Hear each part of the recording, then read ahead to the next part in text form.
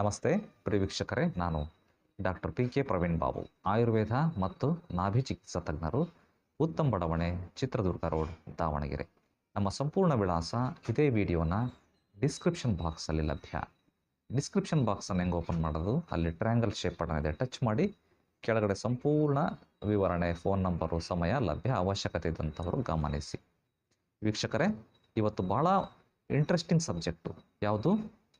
ತೂಕವನ್ನು ಕಮ್ಮಿ ಮಾಡ್ಕೊಳ್ಳೋದು, ದೇಹ ದಾಢ್ಯವನ್ನು ಕಮ್ಮಿ ಮಾಡ್ಕೊಳ್ಳೋದು, ಸ್ಥೂಲಕಾಯವನ್ನು ಕಮ್ಮಿ ಮಾಡ್ಕೊಳ್ಳೋದು. ಭಾಳಷ್ಟು ಜನರು ಕೇಳ್ತಾರೆ, ಸರ್ ನನಗೆ ತೂಕವನ್ನು ಕಮ್ಮಿ ಮಾಡ್ಕೊಳ್ಳೋಕೆ ಇಷ್ಟ ಇದೆ, ಆದರೆ ಡಯಟ್ ಮಾಡೋಕ್ಕೆ ಇಷ್ಟ ಇಲ್ಲ. ಸರ್ ನನಗೆ ತೂಕ ಕಮ್ಮಿ ಮಾಡ್ಕೊಳ್ಳೋಕೆ ಇಷ್ಟ ಇದೆ, ಎಕ್ಸಸೈಸ್ ಮಾಡೋಕ್ಕೆ ಇಷ್ಟ ಇಲ್ಲ.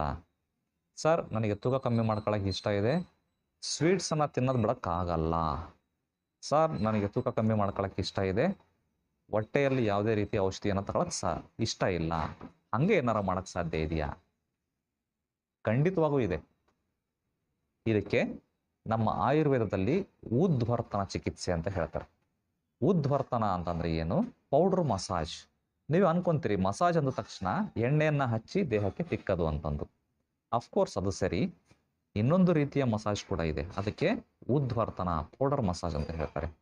ಈ ಪೌಡರ್ ಮಸಾಜನ್ನು ಮಾಡಿದಾಗ ದೇಹದಲ್ಲಿರುವಂತಹ ಕೊಬ್ಬಿನ ಅಂಶ, ಅರ್ಥಾತ್ ಚರ್ಮದ ಕೆಳಗಡೆ, ಮಾಂಸದ ಮೇಲ್ಗಡೆ ಒಂದು ಥಿನ್ ಲೇಯರ್ ಇರ್ತದೆ, ಕೆಲವರಿಗೆ ಥಿಕ್ ಲೇಯರ್ ಇರ್ತದೆ, ಫ್ಯಾಟಿನ ಲೇಯರ್, ಕೊಬ್ಬಿನ ಲೇಯರ್.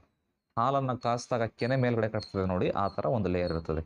ಈ ಚಿಕಿತ್ಸೆಯನ್ನು ಮಾಡಿದಾಗ, ಈ ಪೌಡರನ್ನು ಹಚ್ಚಿ ದೇಹಕ್ಕೆ ಮಸಾಜ್ ಮಾಡಿದಾಗ ಆ ಲೇಯರು, ಫ್ಯಾಟ್ ಲೇಯರು ಕರಗ್ತಾ ಬರ್ತದೆ. ಅಲ್ಲಿರುವಂತಹ ಕೊಬ್ಬನ್ನು ಇದು ಹೀರ್ಕೊಳ್ತದೆ. ದೇಹದ ಸೈಜ್ ಕಡಿಮೆ ಆಗ್ತಾ ಬರುತ್ತೆ, ತೂಕ ಕಡಿಮೆ ಆಗ್ತಾ ಬರುತ್ತೆ. ಹಂಗಾರೆ ಈ ಮಸಾಜಿಗೆ ಬಳಕೆ ಮಾಡಬಹುದಾದಂತಹ ದ್ರವ್ಯಗಳು ಯಾವ್ಯಾವು ತಿಳ್ಕೊಬೇಕಾನೆ. ಇದಕ್ಕೆ ಹರಿತಕಿ, ವಿವಿಧಕಿ, ಆಮಲಕಿ ಸಂಸ್ಕೃತ ವರ್ಡ್ಸ್, ನೆಲ್ಲಿಕಾಯಿ, ತಾರೆಕಾಯಿ, ಅಳಲೆಕಾಯಿ ಕನ್ನಡ ವರ್ಡ್ಸ್.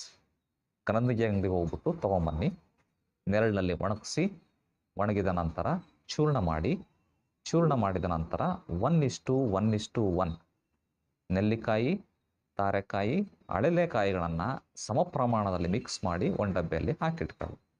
ಈ ಚೂರ್ಣವನ್ನು ದೇಹಕ್ಕೆ ಮಸಾಜ್ ಮಾಡಲಿಕ್ಕೆ ಬಳಕೆ ಮಾಡೋದು. ನೆನಪಿರಲಿ ವೀಕ್ಷಕರೇ, ಆ ಚೂರ್ಣದಲ್ಲಿ ದಪ್ಪ ಯಾವುದು ಕೂಡ ಚೂರ್ಣ ಇರಬಾರ್ದು, ವಸ್ತ್ರಾಧಾರಿತವಾಗಿರಬೇಕು. ಬಟ್ಟೆಯಿಂದ ಸೋಸಿ ಫೈನ್ ಪೌಡ್ರ್ ಆಗಿರಬೇಕು. ದಪ್ಪ ಇತ್ತು ಅಂದರೆ ಚರ್ಮಕ್ಕೆ ಘಾಸಿ ಮಾಡುವಂತಹ ಸಾಧ್ಯತೆ.